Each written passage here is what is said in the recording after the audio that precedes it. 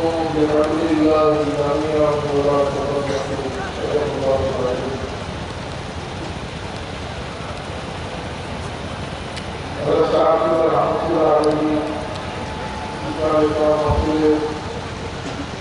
আজকে আমাদের তাই মোটামুটি সরকার মহরম তাদের বছরগুলা রামপাল কালী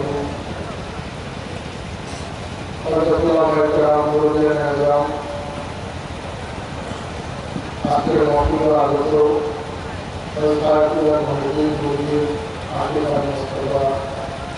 সকলকে আন্তরিক মোবারকবাদ জানাই। আমি একটি বক্তব্য রাখলাম এই মাঠে এই মাহফিলে অনেক স্মৃতি মন্ত্রণ হয়। আজকে আমাদের মৌলিক ব্যবস্থায় আমাদের মধ্যে যে সমর্থনগুলি দিয়েছেন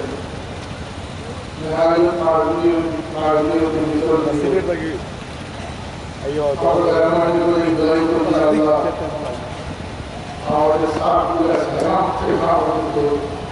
जिसमानी सहायता के আমাদের বসে মদত করলো না। আল্লাহ পাক তাকে জীব হায়াত দিয়েगा আছে আমরা শুরু করব। অনেক মারাদার মাত্রাম ওলামায়ে কেরাম সাহেবরা পরিবার বৃন্দ আহলে বাইতে রাসূল সাল্লাল্লাহু আলাইহি ওয়াসাল্লামের বংশের চারাগণ এখানে উপস্থিত হয়েছে।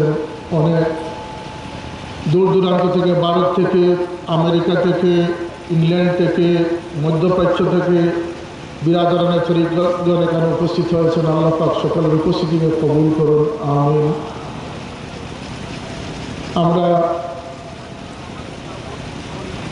এই মহফিল সাজাতে গিয়ে দেশ বিদেশের অসংখ্য বিরাদরানের তরিকত অনেক সাহায্য সহযোগিতা এবং দীর্ঘদিন থেকে এখানে ইন্তজামে যারা জড়িত আছেন, আমার বাতিজাগণ সহ পরিবার এবং পরিবারের বাইরের সদস্যবৃন্দ, আল্লাহ পাক সকলের খেদমতকে কবুল করুন এবং সাইফুল্লাহ রহমতুল্লাহ উপহার যাবে সকলকে ধন্য করুন, আমিন। হযরত হাজিরিনে কেরাম, এক বছর আগে এখানে দাঁড়িয়ে আপনাদের খেদমতে কিছু গুজারিশ রেখেছিলাম। আল্লাহ শুকুর, এই বছর আমরা অতিক্রম করেছি।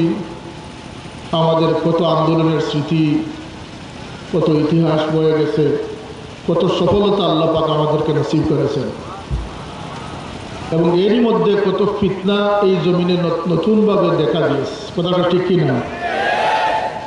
যদি আজকে আমরা সোচ্চার থাকি, জাগ্রত থাকি, তাহলে আল্লাহ পাকের মেহরবানিতে আমরা সক্ষম হব আগামী দিনে আরও বেশিভাবে, আরও জোরালোভাবে এই সমস্ত বাতিলকে উৎখাত করে আল্লাহ নবীর উসওয়াকে এই জমিনে প্রতিষ্ঠিত করতে ইনশাআল্লাহ।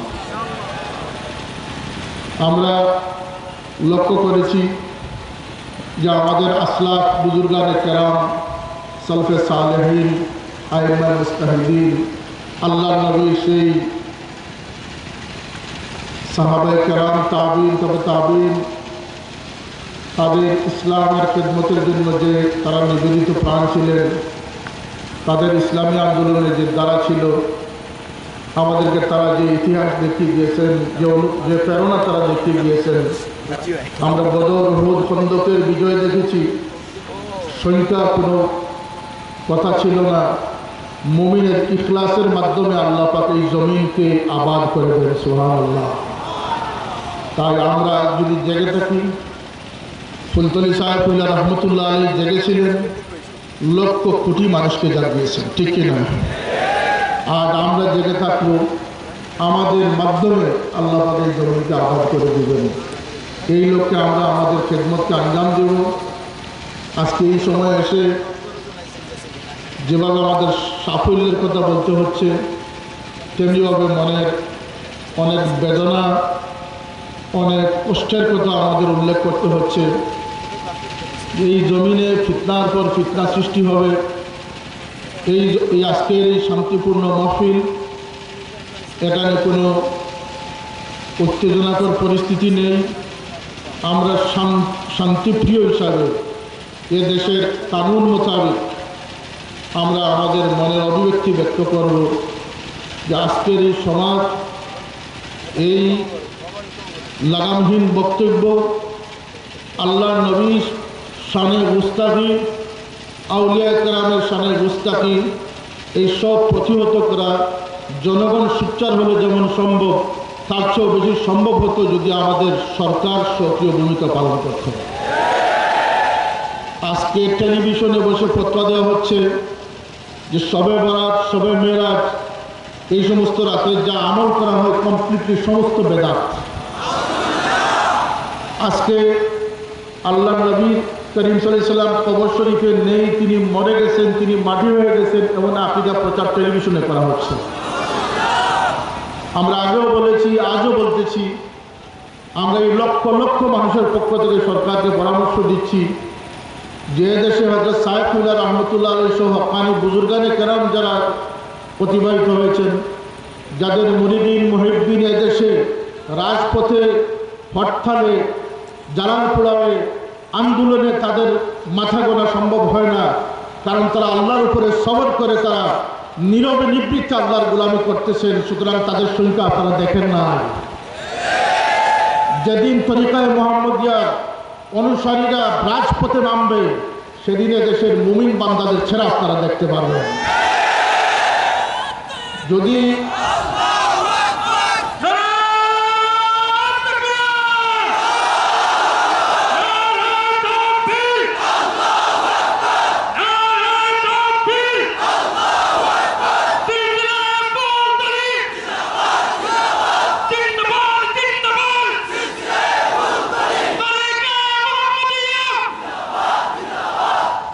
আমরা সরকারকে কোনো সতর্কবাণী শোনাচ্ছি না, সরকারকে কোনো আলটিমেটাম দিচ্ছি না, আমরা পরামর্শ দিচ্ছি যে আপনারা কোটি কোটি টাকা, শত কোটি টাকা খরচ করতেছেন এদেশে সন্ত্রাস দমনের জন্য, জঙ্গিবাদ দমনের জন্য।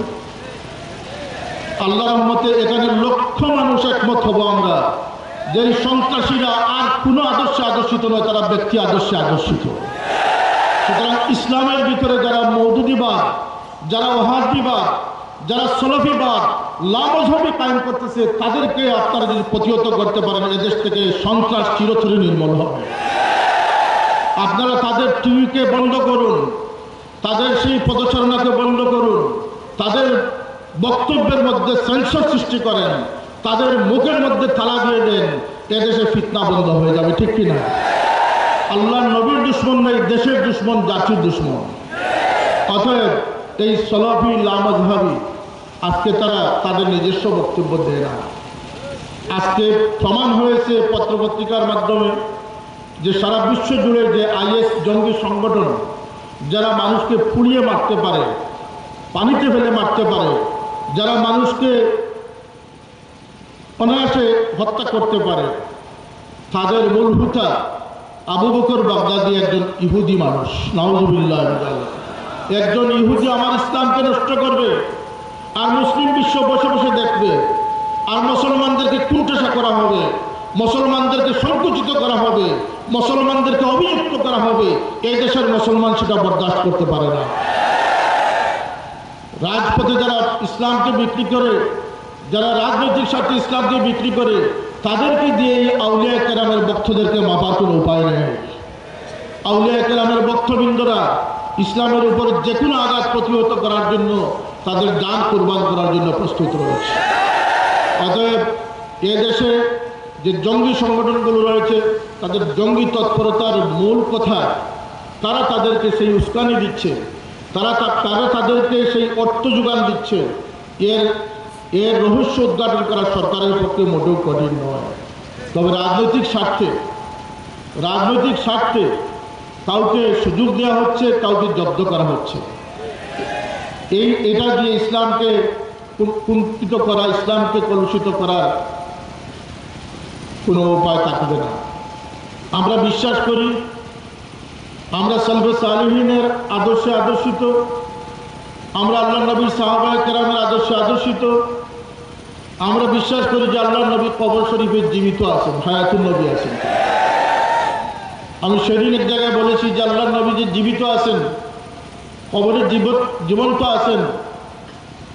আমাকে ভারতে এক মন্ত্রী সাহেব বললেন যে জাকির নায়ক বলেছে নবী যদি জীবিত হন তাহলে আমাদের সামনে এনে দেখান, নাউজুবিল্লাহ। আমি বলেছিলাম যে যদি একজন শহীদকে সে দেখাতে পারে সে সামনে এনে, তাহলে হাজারবার আমার নবীকে দেখানো সম্ভব। কথাটা ঠিক কিনা? শহীদরা জীবিত আছেন না মরে গেছেন? আল্লাহ পাক কোরআন শরীফে বলেছেন কিছু জিন্দা মানুষকে, জীবন্ত মানুষকে বলেছেন ওরা মৃত, ইন্নাকা লা তুসমিউল মাউতা।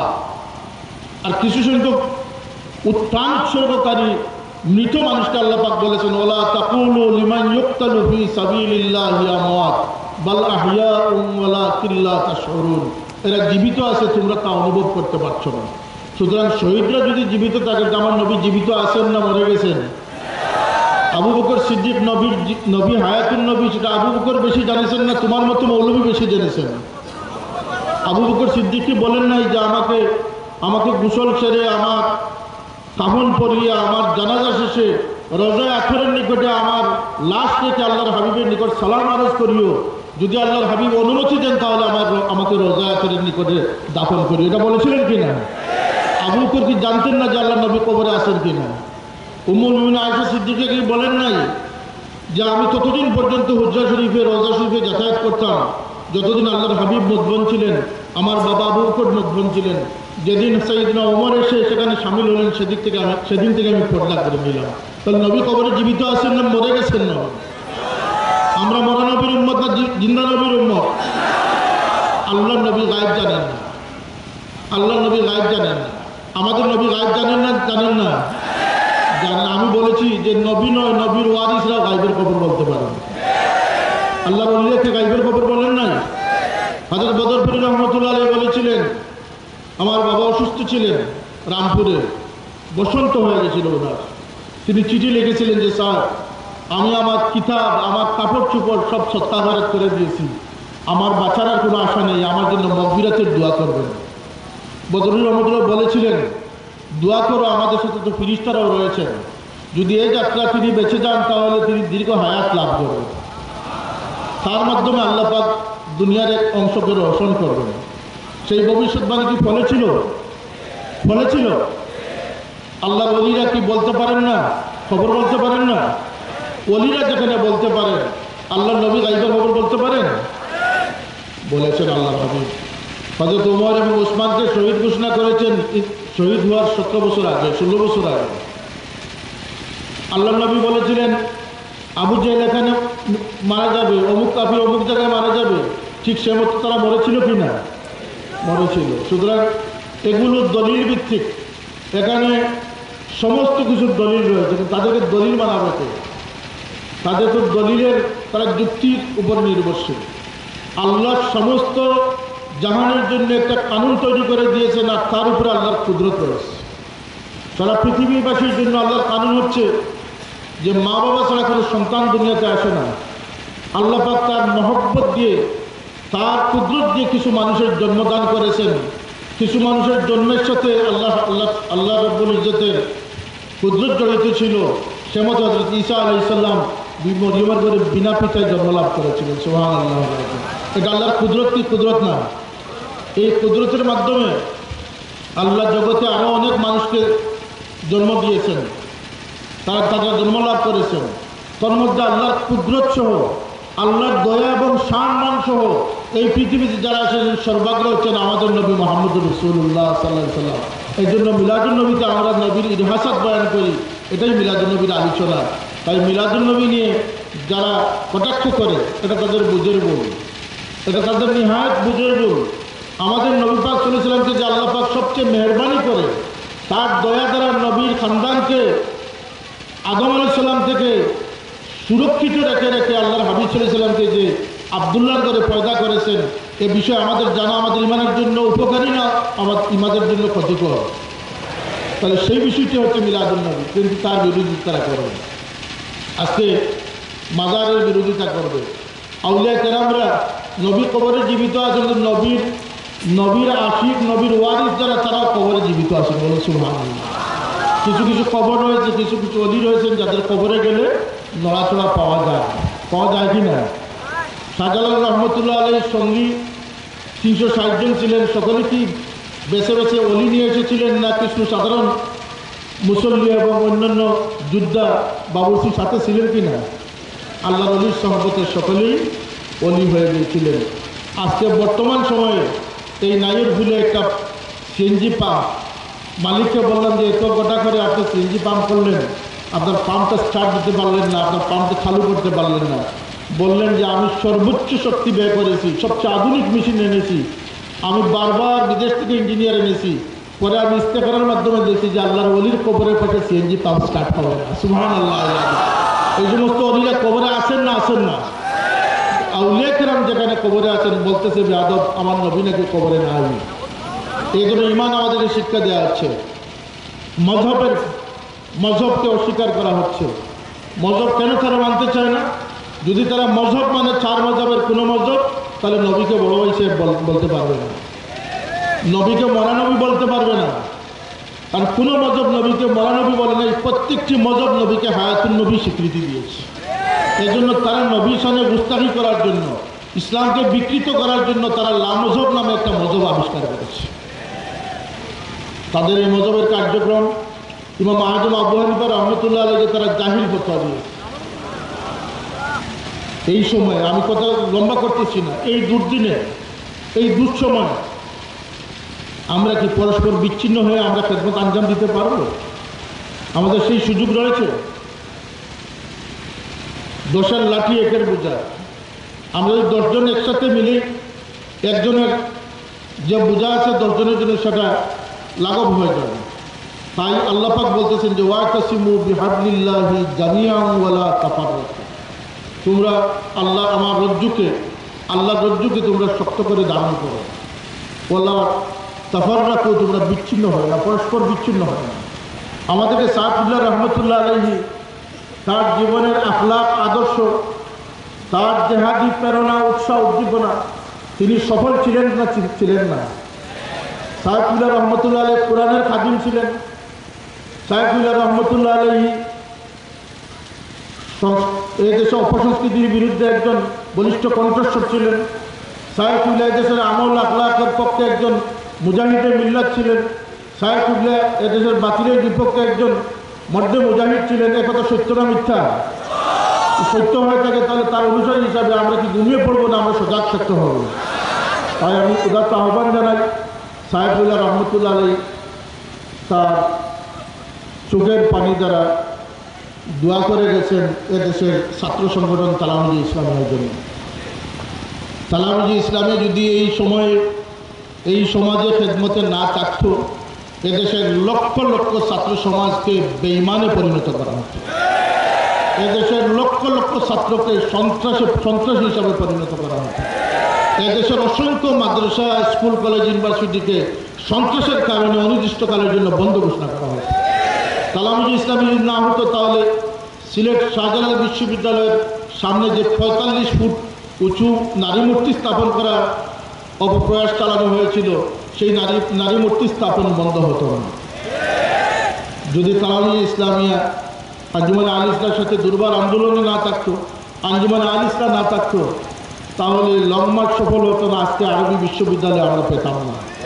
আজকের আরবি বিশ্ববিদ্যালয় যদিও শতাব্দীর একটা চাহিদা ছিল, আন্দোলনের ফসল, কিন্তু এই ফসলের সঠিক রূপকার এবং সঠিকভাবে এই আন্দোলনকে সাফল্যে পৌঁছানোর যে মহান দায়িত্ব আঞ্জাম দিয়েছিলেন তিনি আমাদের মুর্শিদ হযরত সাইফুল্লাহ রহমতুল্লাহ। মাননীয় শিক্ষামন্ত্রী জনাব নুরুল ইসলাম নাহিদ সাহেব আমাকে অতি আগ্রহ করে একটি ক্রেস্ট তিনি দিতে আগ্রহ প্রকাশ করলেন। আমি বললাম যে সেটি কিসের ক্রেস্ট? তিনি বললেন যে হযরত সাইফুল্লাহ, আমি মন্ত্রী হওয়ার পরে আমি বিভিন্ন তত্ত্ব উপাত্য থেকে আমি যেটুকু হাসিল করেছি, আমি যেটুকু জানতে পেরেছি, বর্তমান সরকার যে সফলতা হিসাবে এদেশের মাদ্রাসা শিক্ষার স্বাতন্ত্রতা রক্ষার জন্য যে আরবি বিশ্ববিদ্যালয় ঘোষণা দিয়েছে, এই আন্দোলন সূত্রপাত করা থেকে নিয়ে সফলতার শেষ প্রান্ত পর্যন্ত এ দেশের মধ্যে সবচেয়ে বেশি অবদান হচ্ছে আল্লামা ফুলতলী সাহেব।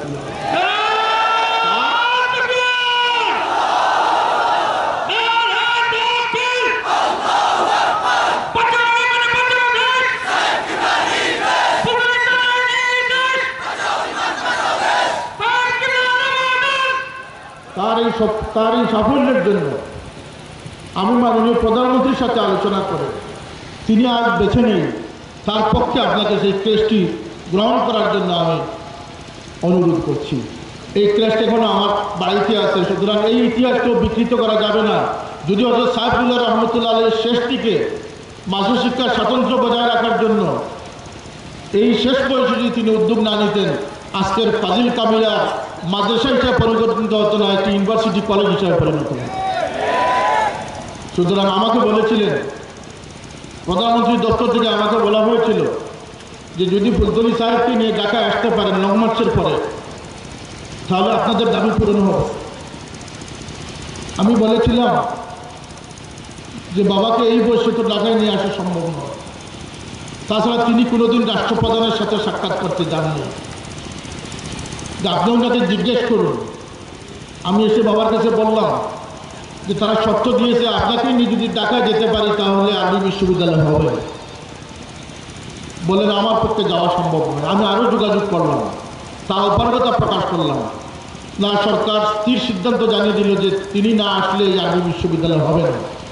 তিনি কি বলেছিলেন আপনারা সাক্ষী থাকবেন, তিনি বলেছিলেন যে ঠিক আছে, আমি এই বৃদ্ধ বয়সে যদি আমাকে জিল্লতি করে ইসলামকে রক্ষা করা সম্ভব হয়, আমি সেই জিল্লতির জন্য প্রস্তুত আছি। এবং তাকে আমরা প্রায় হাতে ধরে ধরে হুইল চেয়ারের মাধ্যমে তাকে ঢাকায় নিয়ে গিয়েছিলাম। যা লম্বা ইতিহাস, আমি সেদিকে যাচ্ছি না। এই অনেক ছড়াই উত্তরাই পার করে এই আরবি বিশ্ববিদ্যালয়ে অর্জন হয়েছে। এই বিশ্ববিদ্যালয় আঞ্জুমানে আল ইসলাম এবং তালামুল ইসলামের আন্দোলনের ফসল। আজও আমাদেরকে সাবধান হতে হবে। আজকে আমি শুনলাম এক পত্রিকায় নাকি আমার শান্তিপ্রিয় এদেশের আদর্শবাদী ইসলামী ছাত্র সংগঠন আমার তালামুল ইসলামকে নাকি জঙ্গি হিসাবে কোন পত্রিকায় লিখেছে। আপনাদের তথ্য ভুল, আপনারা গাঁজা পান করেন। যদি আপনারা সুস্থ মস্তিষ্ক নিয়ে চিন্তা করতেন, যদি আপনাদের গোয়েন্দাগিরি সঠিক হতো, আমার তালামিজের আজকে 32 বছরের ইতিহাসে তালামিজের ইতিহাসে কোনো সন্ত্রাসী ঘটনার কোনো নজির নেই। তালামিজ ইসলামের নবীর আদর্শ থেকে এক চুলো বিচ্যুত হবে না ইনশাআল্লাহ। তালামিজের যে কর্মী আদর্শ থেকে বিচ্যুত হয়েছে তাকে সাথে সাথে আমরা বহিষ্কার করে দিয়েছি। কোনো মা বাবার অবাধ্য সন্তান, কোনো শিক্ষকের উস্তাদের অবাধ্য ছাত্র তালামিজ ইসলামের স্থান পাবে না। আঞ্জুমানে আল ইসলাম আল্লাহর নবীর আশিক সংগঠন।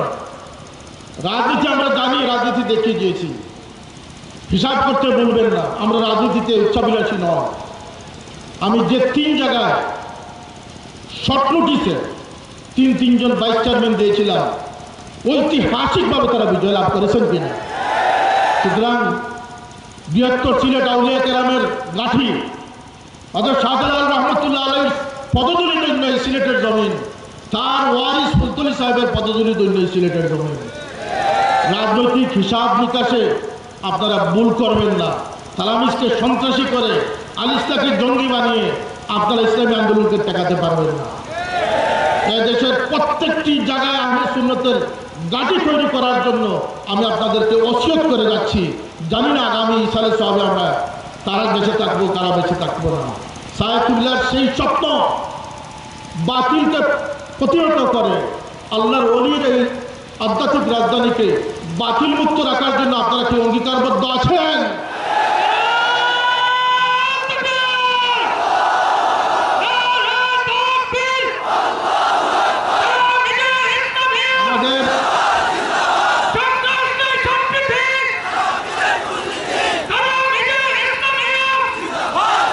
আমরা জেল জুলুম শুনেছি, দেখেছি। আজকে ভারত থেকে যে ইতিহাসবিদ আপনাদের সামনে সাইফুল্লাহ ভারতের খেদমতের সামান্য আলোকপাত করেছেন, আমাদের সাইফুল্লাহ আমাদের মুর্শিদ, যার আদর্শে আমরা অনুপ্রাণিত, তার আদর্শের মধ্যে রয়েছে আসাম মুসলিম এডুকেশন বোর্ড উঠিয়ে দেওয়ার জন্য ভারত সরকার প্রস্তুতি সম্পন্ন করেছিলেন। বদরপুরি রহমতুল্লাহ আলাইহি সাহেব কিবলাকে ডেকে নিয়ে বলেছিলেন যে জীবনের শেষ আন্দোলন করে গেল, যদি মুসলিম এডুকেশন নাই বা থাকে তাহলে আসামে মুসলমানরা বেঁচে থেকে লাভ কি। সাহেব কিবলা সেই আন্দোলনে সামিল হলেন, নেতৃত্ব দিলেন। তার উপরে প্রথমে গ্রেফতারি পরোয়ানা জারি করা হলো। পরবর্তীতে তার সভায় তার বক্তব্যের উপরে বিধিনিষেধ আরোপ করা হলো। এক পর্যায়ে ব্রিটিশ সরকার তাকে গুলির হুকুম দিয়ে দিল। সেই গুলির হুকুম অপেক্ষা করে আমাদের প্রিয় মুর্শিদ সেদিনও সফল হয়েছিলেন। আজ আমরা তার লক্ষ কোটি অনুসারী এই বাংলাদেশে রয়েছি। তরিকায় মোহাম্মদের কোটি কোটি অনুসারী এই বাংলাদেশে রয়েছে। সৈয়দ আহমদ বেগম রহমতুল্লাহ উত্তরসূরিরা রয়েছে। এই দেশের তহজিব তমদ্দুনকে বিনষ্ট করার জন্য যে তৎপরতা চলেছে, এদেশের যে ভ্রান্ত হিসাব অঙ্ক মিলানো হচ্ছে, তার বিরুদ্ধে সোচ্চার হওয়ার জন্য লক্ষ কোটি মুসলমান প্রস্তুত রয়েছে। ইনশাল্লাহ জমিন থেকে লামজবিদের দৌরাত্ম্য, মওদুদিপন্থীদের ইসলামকে বিকৃত করার অপচেষ্টা, সকল কিছু নস্যাৎ করা হবে। আজকে পুরো আমি ইংল্যান্ডে আমাকে এক মৌলানা তথ্য দিলেন যে 17 বছরের এক ছেলেকে তিনি পড়াতে গেছেন। তাকে বললেন যে কোরআন শরীফ নিয়ে আসো। সে বলল আমি কোরআন পড়তে জানি না। তুমি কত বছর যাবৎ পড়তেছো? যে আমি 9 বছর যাবৎ পড়তেছি। তাহলে তুমি কি শিখেছো? বলতে আমার যে হুজুর পড়িয়েছেন তিনি বলেছেন যে কোরআন পড়া আর কোরআনের অর্থ পড়া সমান জিনিস, সুতরাং আমাকে শুধু ট্রান্সলেশন উনি শিক্ষা দিয়েছে। নাউজুবিল্লাহ, এটা মুসলমানের কাজ না, ইহুদির কাজ। বুঝতে হবে আমাদের কোরআনকে পরিবর্তন করা। আমি আমেরিকায় শুনলাম যে বুখারী নাকি নতুনভাবে বের হয়েছে। আমি তাজ্জুব গেলাম যে বুখারী নতুন হবে কেন? বুখারী তো পুরাতন কিতাব। উলামায়ে কেরামরা বললেন যে না, বুখারী থেকে তারা কিছু তাদের সপক্ষের কিছু হাদিস নিয়ে তারা নতুনভাবে বুখারী তৈরি করে। আমি বলেছিলাম যে তাহলে তারা কোরআনকেও নতুনভাবে তৈরি করবে। এবার হজের সময় 70,000 কোরআন শরীফ জাল অবস্থায় বিতরণকালে ধরা পড়েছে। নাউজুবিল্লাহ। যে সমাজে কোরআন নকল করা হচ্ছে, যে সমাজে বুখারী নকল করা হচ্ছে, যে সমাজে মিথ্যা বানোয়াট হাদিস তারা বয়ান করতেছে আহলে হাদিস নাম দিয়ে। আর সাইদি সাহেব পড়েছিলেন আহলে হাদিসের পাল্লায়। তিনি বলেছেন তার 68 বছরের নমাজ নাকি ব্যথা গেছে। নাউজুবিল্লাহ। 68 বছরের নমাজ যদি চলেই যায় তাহলে তোমার আর থাকবে কতদিন? ওই যে 16 আনা মিশে হয়ে যাবে না। আমরা সেই আকীদার মানুষ নয়, আমরা সেই ইমোশনাল মুসলমান নয়, কিন্তু খুব ইমোশনাল। কখনো মিলাদ কিয়াম নিজে দাঁড়িয়ে করেন, কখনো বেদাত বলেন, ঠিক কি না? আমরা সেই 68 বছরের নামাজকে বিসর্জন দিতে পারবো না। আমরা ইমাম আজম আবু হানিফা রহমতুল্লাহ অনুসারী, ইমাম আজমের সঙ্গী হয়ে আমরা কবর পর্যন্ত পৌঁছতে চাই, ঠিক কি না?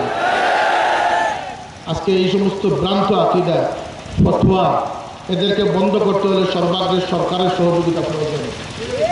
আজকে যে টিভিতে তারা ফতোয়া দিয়েছে, কাজী ইব্রাহিম জামাতের মৌলভী, আজকে যে তারেক মনোয়ার, সে বলেছে আল্লাহু মুহাম্মদ লেখা যাবে না, শিরক। কোরআন শরীফের মধ্যে আল্লাহর সাথে নবীর নাম আছে কিনা? আছে না? বেহেশতে কলমার মধ্যে কলমা 1 লাইনে লেখা ছিল না 2 লাইনে লেখা ছিল?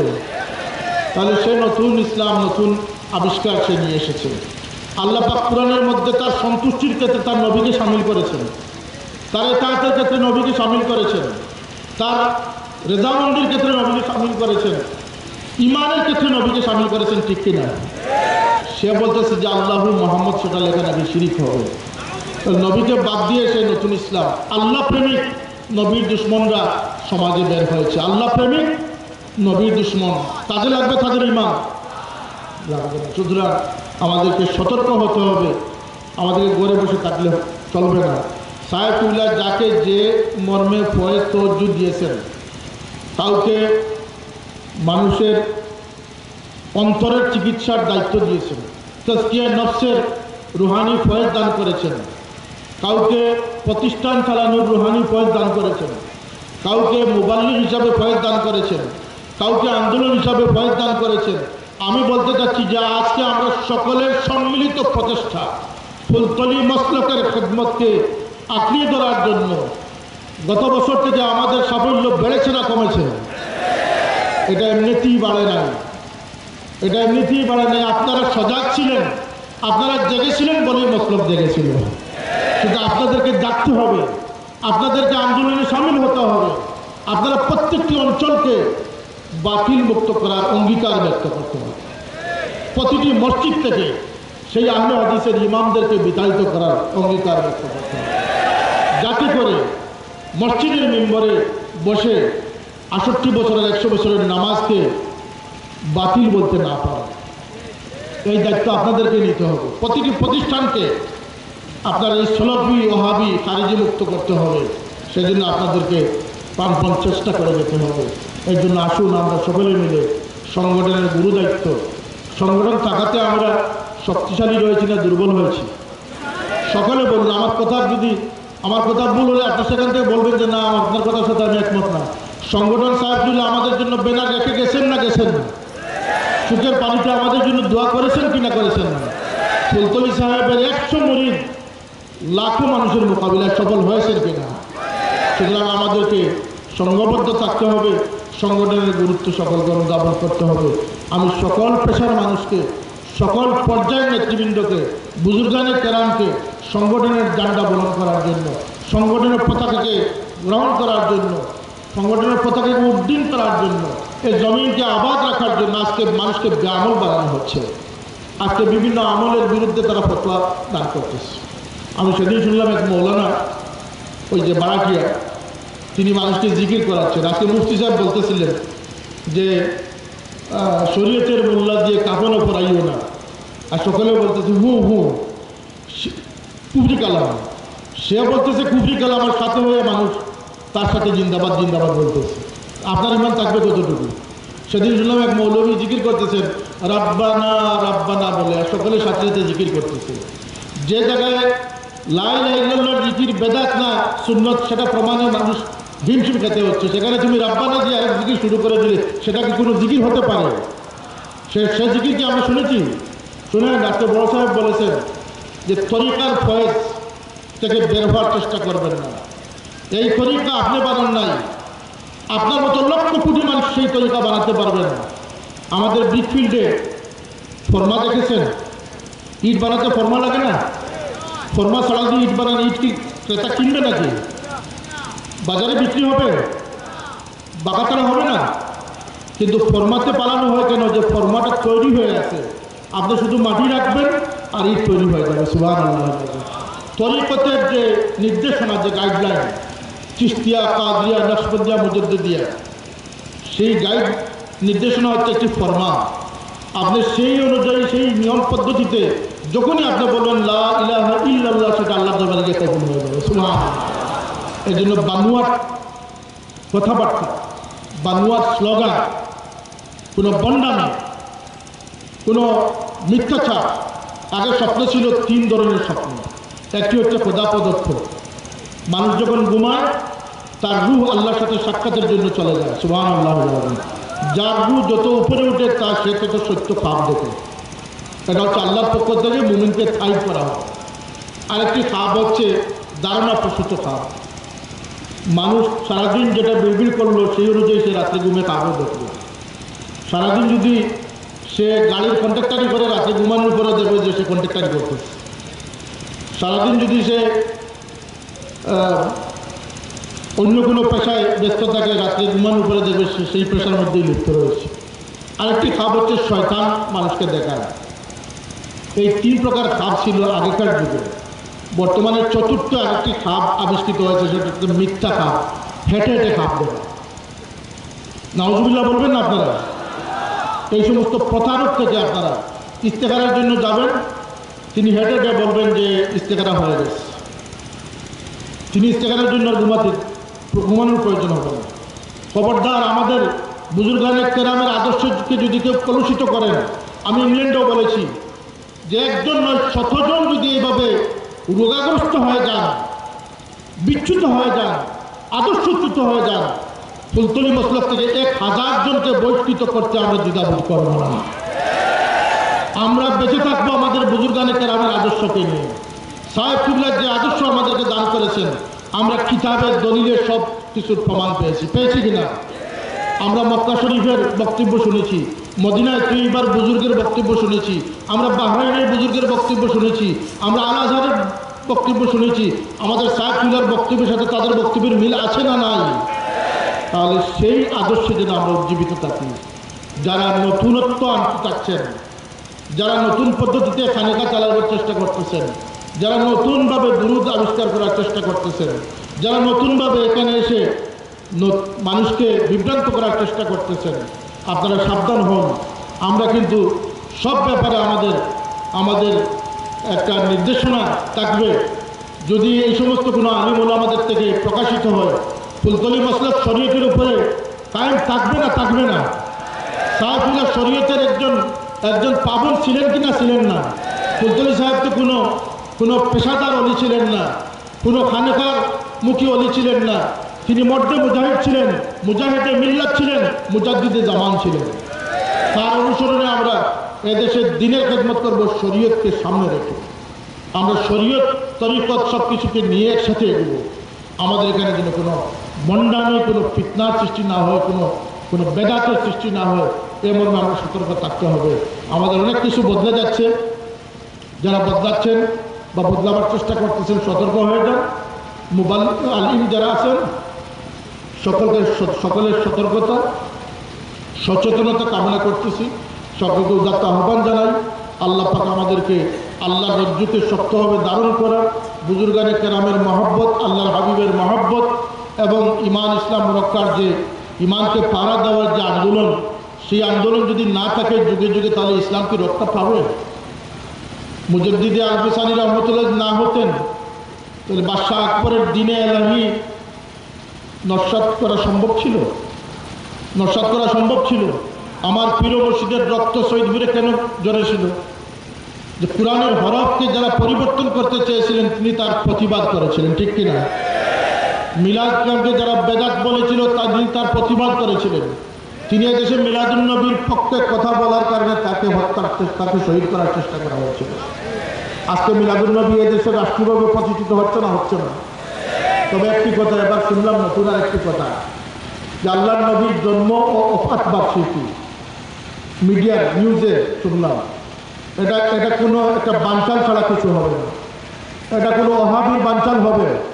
নবীর ওফাত বার্ষিকী নয়। নবী বলেছেন হায়াতি খায়রুল লাকুম ও মামাতি খায়রুল লাকুম, আমি বেঁচে থাকা তোমাদের জন্য উত্তম, আমি দুনিয়া থেকে চলে যাওয়া তোমাদের জন্য উত্তম। সুবহানাল্লাহ।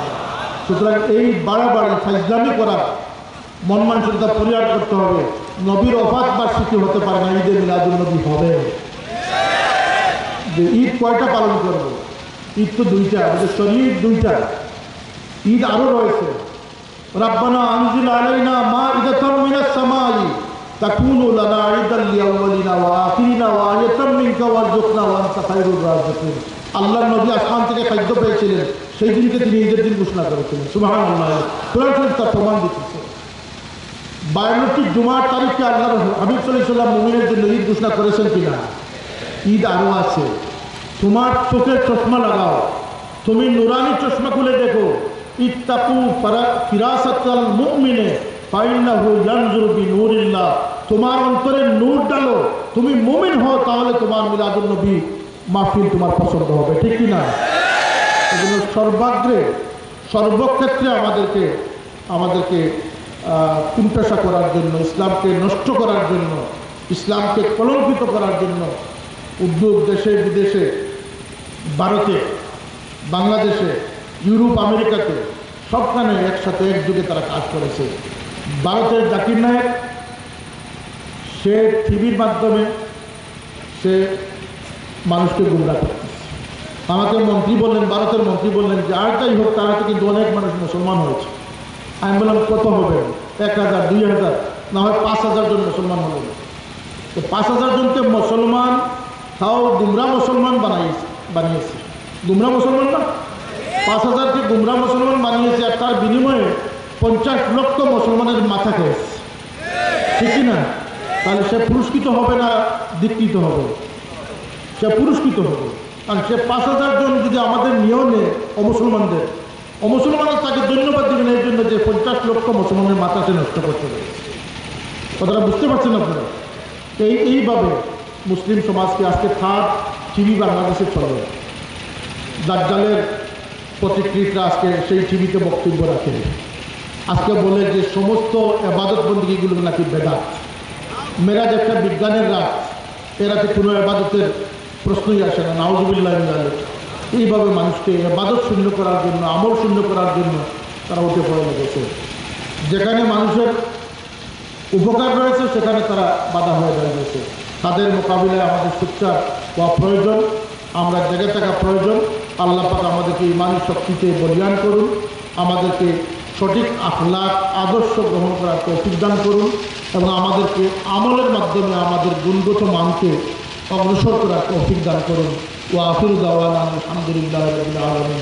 আসসালামু আলাইকুম।